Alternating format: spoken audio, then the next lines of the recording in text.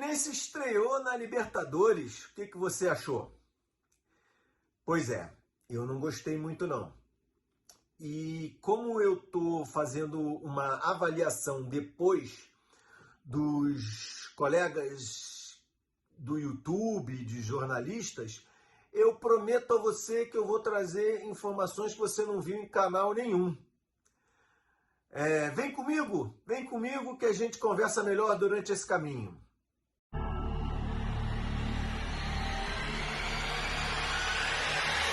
É isso, sejam bem-vindos, eu sou Rodrigo Queiroz, jornalista, e hoje eu estou no módulo comentarista, né? Se você está acompanhando o meu documentário Castilho Voando Sem Asas, você vai ver uma postura mais de apresentador. Agora eu estou numa postura mais bate-papo, uma postura mais comentarista.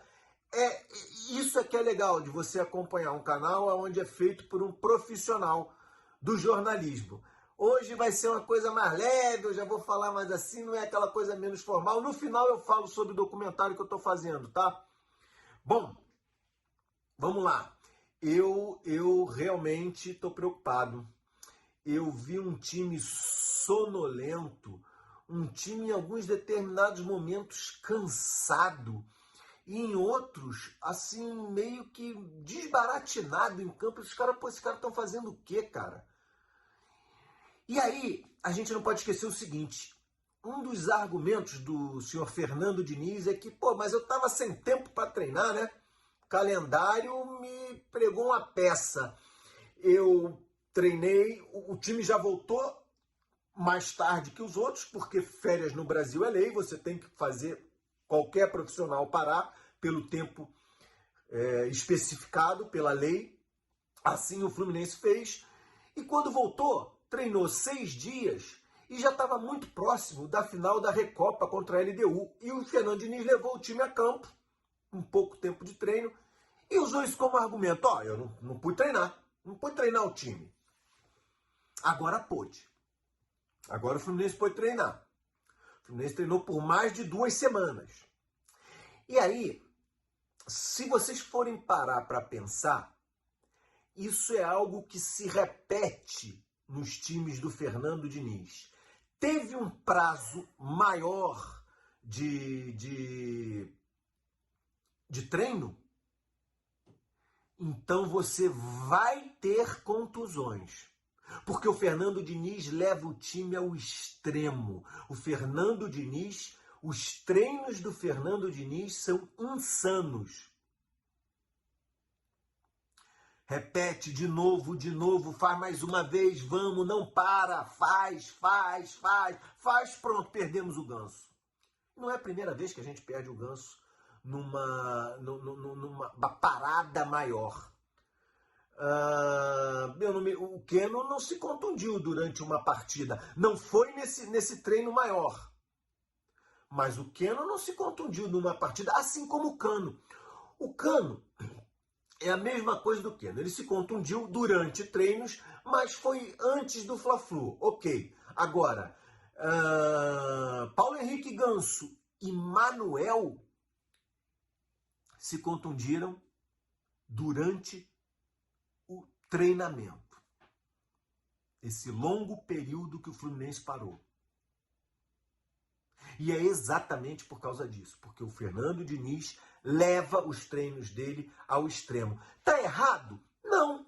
Se vê muito na Europa, mas se vê muito na Europa em times que têm a média de idade de 26 anos. Quando você tem uma média de idade de 26 anos, alguns jogadores têm 28, mas outros têm 24. A média de idade deste time do Fluminense, eu estou falando do elenco, é de 30 anos. 30 anos, 29 anos e 70 e poucos. 30 anos. E só é de 30 anos porque a gente contratou no apagar das luzes Lucumi, de 20 anos, e Marquinhos, de 20 anos. Eu vou falar sobre esses dois mais um pouquinho ali na frente.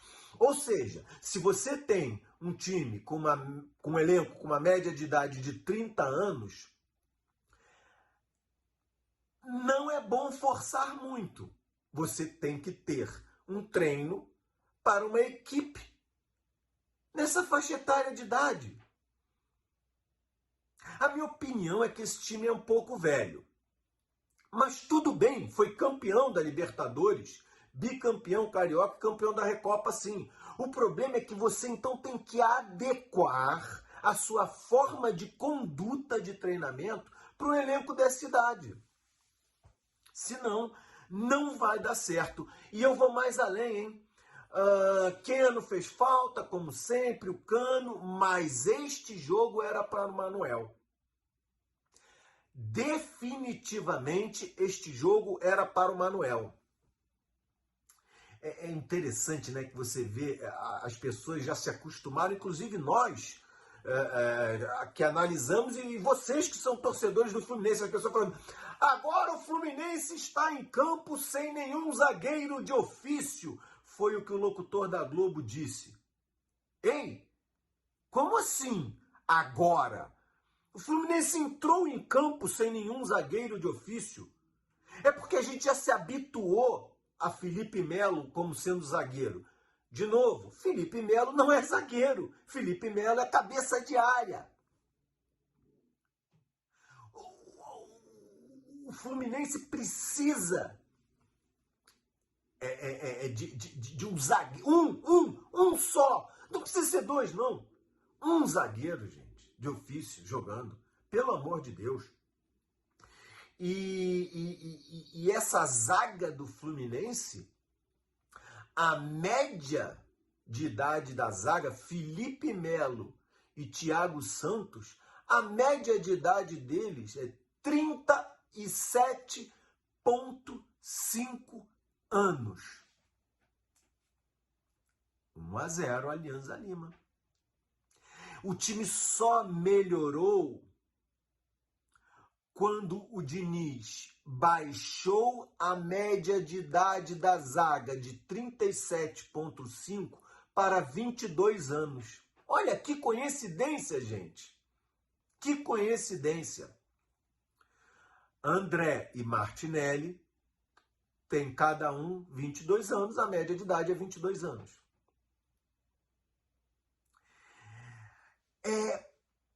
E eu vou mais além. Vai tirar um zagueiro? Tudo bem. Por favor, não tira o Felipe Melo.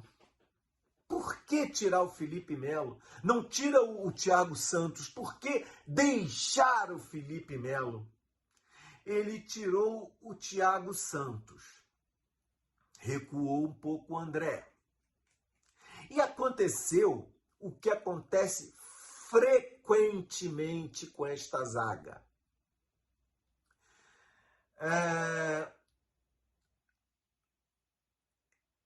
No último jogo importante com essa zaga, Felipe Melo e Thiago Santos, o Thiago Santos tomou uma bola lá na frente e deu uma rapada no Cebolinha.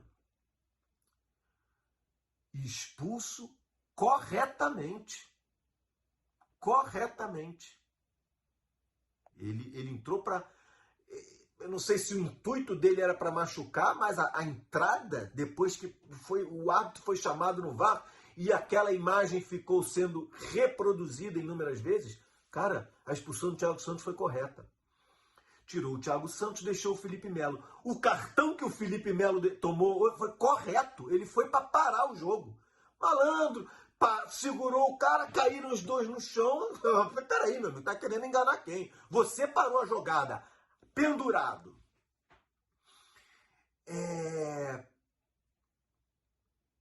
Tá complicado. Tá complicado. Melhorou, como eu disse, depois que ele baixou a média da idade. Colocou outros dois cabeças de área, meio-campistas na zaga. Eram dois meio-campistas, Felipe Melo e Thiago Santos, colocou Martinelli e André. Só que tem um porém. Quando você coloca dois meios de campo na zaga, primeiro, vai dar certo contra o Alianza Lima. E não deu, né? Porque a gente não ganhou. Mas a gente não perdeu. Só que o que você está pedindo é o seguinte. Ô Martinelli e André, vocês vão jogar na zaga, tá? Vai ficar paradinho ali atrás descansando? Não vai, não. Vocês vão jogar no meio de campo, tá? Então você faz o cara jogar na zaga quando o time está sem a bola. E quando o time está com a bola, os caras se tornam meio-campistas. Realmente é para amassar, entendeu? Tirar o extrato dos caras. A verdade é uma só, senhores. Esse elenco foi mal montado. E o interessante é que, como eu disse, eu estava vendo, eu comecei a ver esse jogo no Paramount. Depois eu passei a ver esse jogo. Estava travando, estava dando problema. Aqui eu passei para ver na Globo. Só que aqui onde eu tô, a Globo, ela tem um delay muito grande. Então, como eu estava me falando com algumas pessoas por WhatsApp, eu comecei a receber mensagens do que ainda não tinha acontecido para mim. E é chato, né? Mas o Paramount estava travando, não sei o que, eu deixei ele na Globo. Quando eu tive a bela surpresa do senhor Roger falando, o Diniz tá fazendo falta para esse time do Diniz, o Nino. Eu falei, cara, que legal, eu não tô tão perdido assim nas minhas análises. Em janeiro, antes do Fluminense começar a treinar, eu fiz um vídeo, tá aqui no card, só vocês procurarem, sobre o elenco. E que eu digo que o elenco do Fluminense, só por ter mantido algumas peças já era bom. Mas peraí, existe uma espinha central que foi campeã de tudo. Fábio, Nino, André, John Arias e Cano. O Nino vai fazer muita falta. Que pegasse todo esse dinheiro, não deu para segurar, o Nino realmente precisava jogar na Rússia, ok, tudo bem. Que pegasse todo esse valor e investisse num zagueiro de 26 anos, do nível do Nino. Vai buscar no Uruguai, meu camarada. Vai buscar na Colômbia. Vai buscar na Argentina, não interessa. O Fluminense recebeu alguma grana, algum cascalho pelo Nino. E aí, meses depois, você vê o Roger assinando embaixo o que você falou. É muito bacana. Eu não estou tão perdido assim nas minhas análises, né? E olha, eu vou fazer outra com antecedência, para que o Diniz nem ninguém diga, pô, você é engenheiro de obra pronta, né? Thiago Santos, a meu ver, vai vir para o Fluminense. Ele tem duas opções aos 40 anos de vida. Ou ele vai jogar num time da terceira prateleira da Europa, ou ele vai jogar no time do coração dele. Existe uma probabilidade muito grande dele querer jogar no time do coração dele. É uma situação igual a do Marcelo. Não preciso mais de dinheiro na minha vida. Se eu não fizer uma inconsequência muito grande com o dinheiro que eu tenho, eu morro sem precisar de dinheiro, ainda deixo para minhas próximas gerações. O Thiago Santos não precisa mais de dinheiro, ele pode vir jogar aonde ele quiser. Ele pode escolher a terceira prateleira da Europa, ou ele pode ter... A minha opinião é que ele vem. E aí tem um perigo muito grande. Eu fico apavorado com a ideia do Diniz escalar Thiago Santos e Felipe Melo. A média de idade vai para 40 anos e meio. E não se surpreendam se ele tentar Felipe Melo e Thiago Silva. Eu falei Thiago Santos?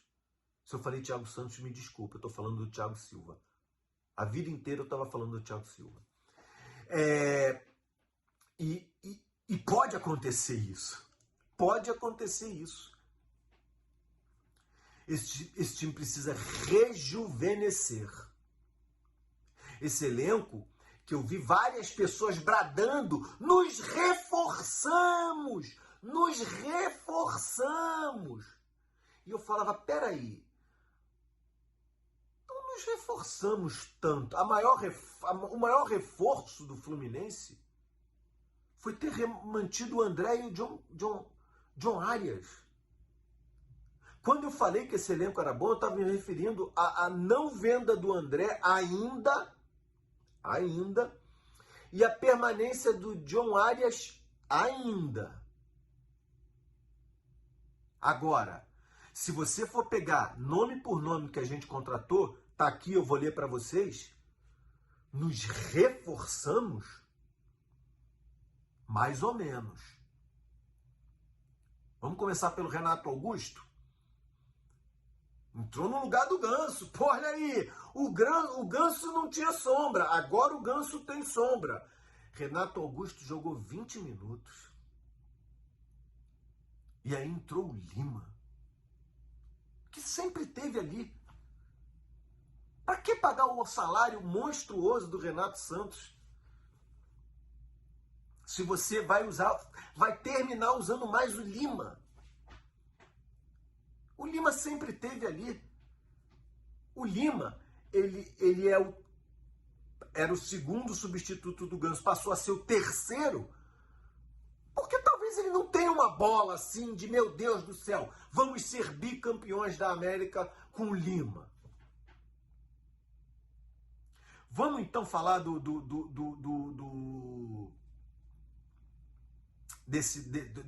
nos reforçamos. A gente contratou o Douglas Costa, com 33 anos. A gente contratou o Renato Augusto, com 36. Contratamos o Terãs, que não tem 30 anos, ele tem 29 ainda. Pô, que falta de sorte, né? É o único que não está assim, digamos, mostrando o futebol, né? Puxa vida. E mesmo assim, eu estou falando de 29 anos. Contratamos o Gabriel Pires, de 30 anos. Cara, cadê o scout do Fluminense? 30 anos e com um histórico de lesão. Era para o scout falar, olha, é melhor não, hein? O scout aqui nos Estados Unidos tem patamar de diretoria. Eu já falei isso aqui em outros vídeos, vou repetir. Scout aqui nos Estados Unidos não serve para dizer se esse atleta é bom para ser contratado ou não. Scout aqui nos Estados Unidos serve para embarrear um empréstimo, uma venda. Tem um filme do Brad Pitt sobre isso, interessantíssimo. Só que é um scout usado no beisebol. Ele diz, não, isso aqui eu não vou... O Brad Pitt vai encontrar uma reunião e ele pergunta, pô, eu quero contratar esse cara aqui, é por empréstimo, compra qualquer coisa, a gente faz troca. Aí vem um garotinho e fala assim no ouvido do outro cara, o outro cara fala, não, esse cara aqui não tá... Esse garotinho meio barrigudinho, ele era o scout. O scout aqui é respeitadíssimo. Vamos emprestar o Iago Ferreira? Não. No Iago Ferreira não vamos, não. Não deixa. O scout no Fluminense funciona? Tenho minhas dúvidas. Vamos continuar aqui. Antônio Carlos, 31 anos. Zagueiro. E aí, no apagar das luzes, a gente contrata o Marquinhos. Aliás, eu sou jornalista, eu me prendo muito aos termos que as pessoas usam, né? Fluminense contratou o Marquinhos. Não! Fluminense não contratou o Marquinhos. O Marquinhos é emprestado do Arsenal. E eu vou mais além. O Marquinhos é uma espécie de Léo Fernandes. A gente vai tentar usufruir dele durante o período de empréstimo, mas a probabilidade do Fluminense meter a mão no bolso e contratar o Marquinhos é muito pequena, porque o Arsenal não vai dar o Marquinhos por qualquer mariola mordida e o Arsenal não precisa de dinheiro. Então, posso pagar isso parcelado em 36 meses? Não! me dá o jogador de volta. Léo Fernandes, né, que não, infelizmente não serviu para o Fluminense, mas está servindo muito para o Peñarol. Assim como o senhor Iago Ferreira. Gente, tenta fazer esse exercício. Lembra dos jogos ou dos principais lances do Iago Ferreira no Campeonato Carioca. Contra o Madureira? Não, contra o Vasco, contra o Botafogo, contra o Flamengo e contra o Fluminense. E vê se esse cara não se encaixaria hoje, nesse meio de campo do Fluminense, pelo menos contra o Alianza Lima, que é do Peru. Se encaixaria. Se encaixaria. E pasmem se a gente não perder esse menino de graça. Perdeu, otário. Tá. A situação do Fluminense... E o interessante é o seguinte, você não pode dizer para o Diniz, numa coletiva de imprensa, numa entrevista, que você não pode dizer, não, você não pode perguntar. Você está perguntando. Não seria por conta da elevada faixa etária do time? Nossa, meu camarada, ele vai ter que pedir desculpa de novo, porque ele vai te excomungar. Mas ele sabe, porque ele vem rejuvenescendo o time como ele pode. O time do Fluminense só melhorou quando o Renato Augusto, de 36 anos, saiu, o Felipe Melo, de 41 anos, saiu, e o Thiago Santos, de 34 anos, saiu. Ele rejuvenesceu o time. Ele sabe. O problema é que esse elenco foi mal montado. O Lucumi, que fez a faixa etária baixar, ele é uma espécie de Alexandre Jesus. Ele foi contratado porque há interesses que não estão diretamente ligados ao que se apresenta em campo. O Alexandre Jesus é atleta de empresários que, de uma certa forma, precisam ser agradados pelo Fluminense. Ou que o Fluminense tem uma dívida, ou que o Fluminense precisa agradar, ou que o Fluminense... Enfim, esse é o Alexandre Jesus. O Lucumi é uma espécie de Alexandre Jesus. O Iago Ferreira não. Então o Iago Ferreira vai arrebentar no Nova Iguaçu.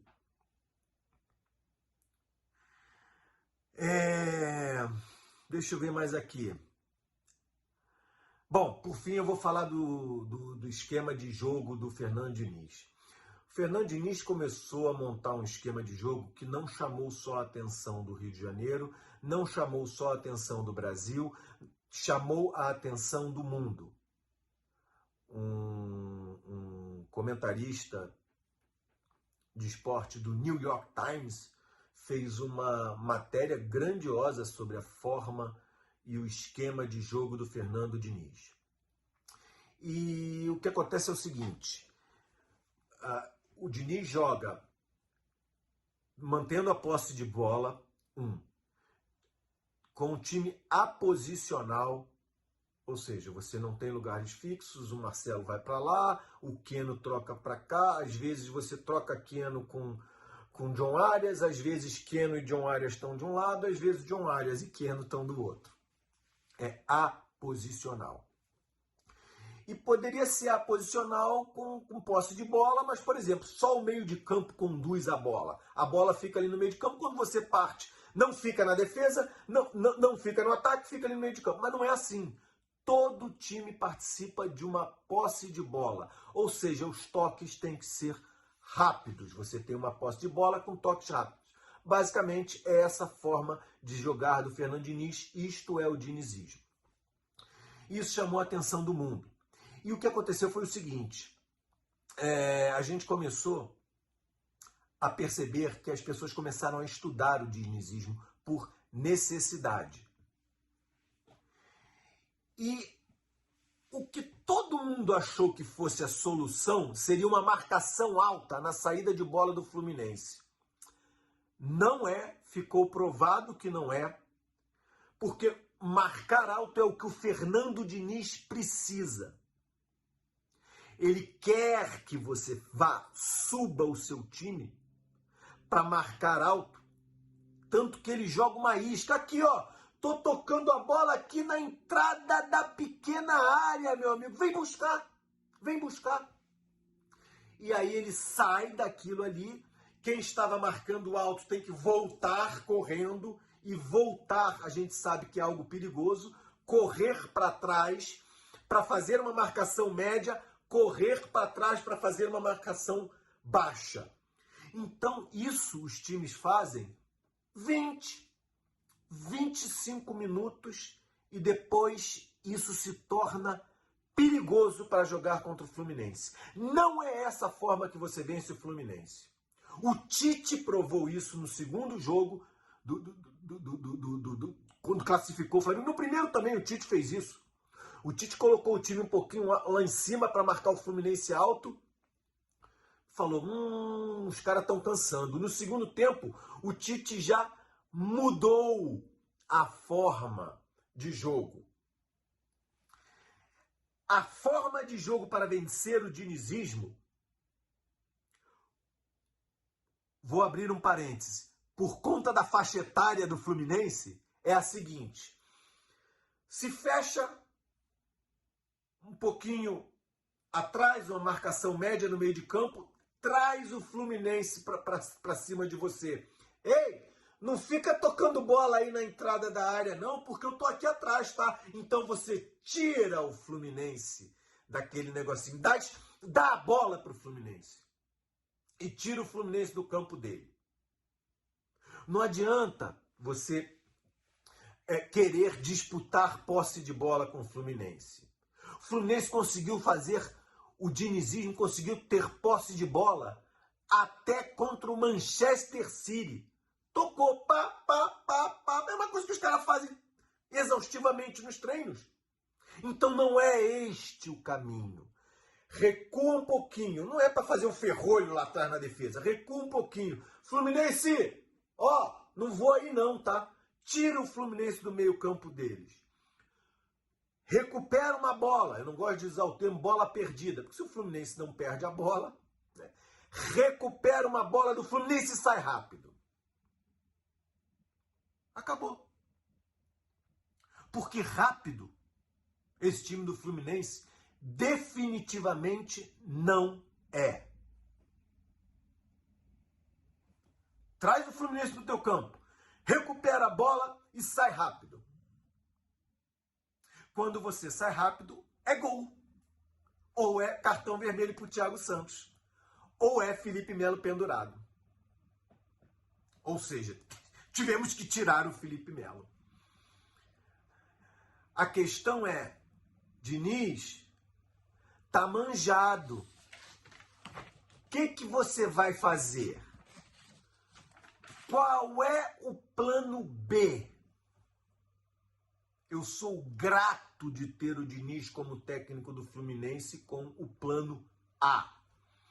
O plano A nos deu bicampeonato da Carioca, nos deu Taça Libertadores da América. Antes disso, nos deu o prêmio de quem chega em sétimo colocado no Campeonato Brasileiro. Nos deu a Recopa. Está manjado. Diniz, nos surpreenda com o plano B. O A já está manjado. Eu vou fechar esse vídeo aqui da seguinte forma. Vamos lá, o Fluminense vai pegar o Colo-Colo no Maracanã. E esse jogo se tornou fundamental para o Fluminense por conta dos resultados. O Colo-Colo fez o dever de casa dele, você tem que vencer da Libertadores, né? E o Colo-Colo venceu o Cerro Porteño. Ora, o Colo-Colo tem 3 pontos, Fluminense e Alianza 1 ponto e Cerro 0. O Cerro vai pegar o Alianza Lima em casa, não vai empatar. O Alianza Lima é café com leite. E o Fluminense precisa vencer o Colo-Colo. Olha o quadro que vai acontecer se o Fluminense empatar.